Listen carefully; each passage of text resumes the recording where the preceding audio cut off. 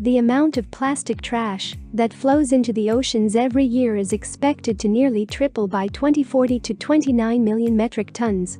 That single, incomprehensibly large statistic is at the center of a new 2-year research project that both illuminates the failure of the worldwide campaign to curb plastic pollution and prescribes an ambitious plan for reducing much of that flow into the seas.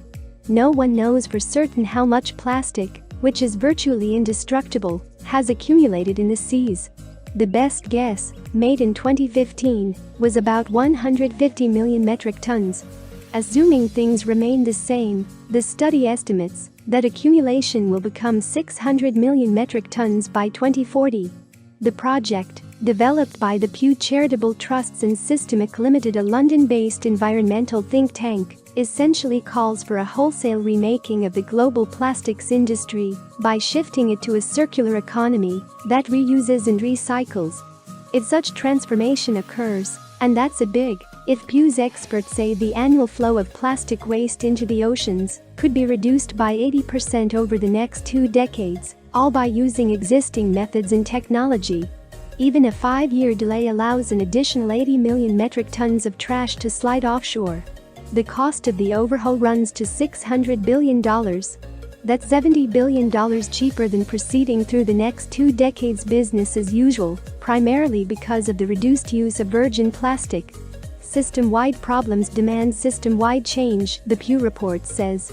Though we don't know exactly how much plastic is in the ocean, we do know more about what drives the growth of plastic waste. Global population growth and the increasing plastic production account for part of it. Per capita use is on the rise, especially in developing nations, India, for example, with an expanding middle class and low rates of garbage collection.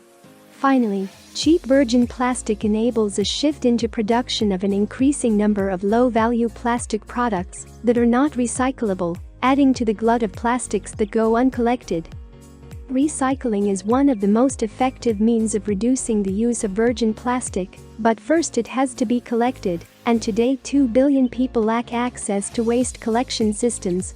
By 2040 that number will double to 4 billion, mostly in rural areas in middle and low-income countries. Closing the collection gap and connecting them to a garbage system, Pew found, would require connecting 500,000 people a day, every day, between now and 2040. That is an inconceivable prospect, but was included in the report to convey the enormity of the problems involved in containing waste on a global scale.